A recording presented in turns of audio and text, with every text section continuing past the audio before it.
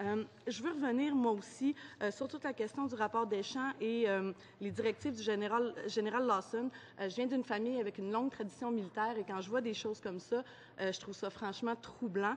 Alors, vous nous dites que j'ai lu la déclaration du chef d'état-major que vous avez fait distribuer.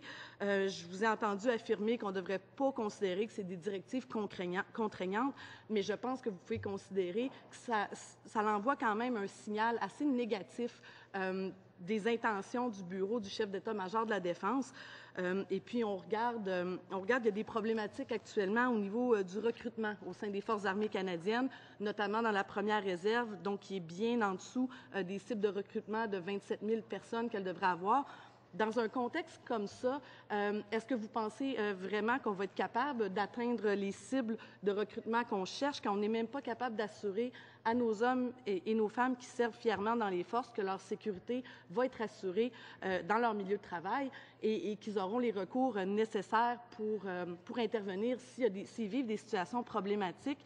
Comment on peut affirmer aux parents de ces hommes et ces femmes-là qu'on va bien prendre soin de leurs enfants qui mettent leur vie en danger pour protéger le Canada? Personnellement, c'est une situation qui me trouble. J'aimerais vous entendre là-dessus.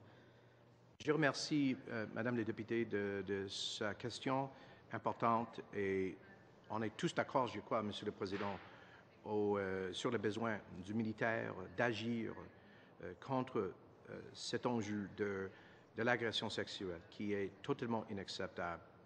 Et je dirais, ça c'est la raison pour laquelle le chef d'état-major a invité à demander de Madame la justice Deschamps de faire un rapport de façon totalement indépendante.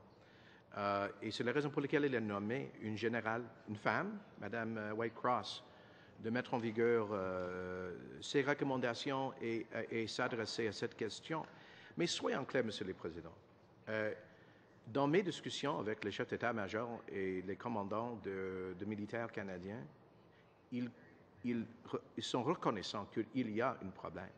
Il faut agir. C'est la raison pour laquelle ils ont fait le rapport. Et ils acceptent toutes les recommandations qui ont été déposées par Mme la justice Deschamps.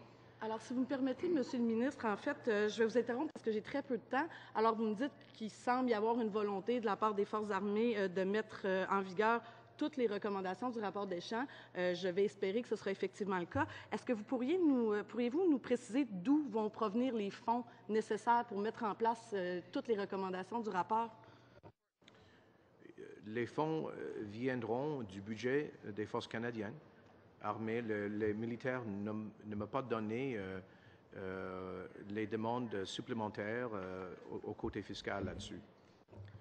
Merci. Et puis, dans l'enquête qui a été menée par Mme Deschamps, toute la question du fonctionnement de la justice militaire a été totalement écartée de son mandat, alors que c'est une des problématiques qui a été soulevée à maintes reprises par, malheureusement, des victimes d'agression ou d'harcèlement sexuel au sein des forces.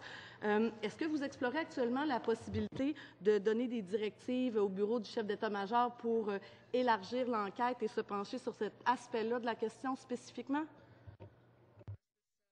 Oui, comme j'ai dit à votre collègue, M. Harris, le gouvernement a l'intention de déposer un projet de loi avec les modifications à la loi sur la défense nationale pour augmenter la protection et les droits des victimes de crimes, y compris l'agression sexuelle, à l'intérieur du militaire. Ça veut dire les modifications au système de justice militaire pour renforcer les droits et les intérêts des victimes.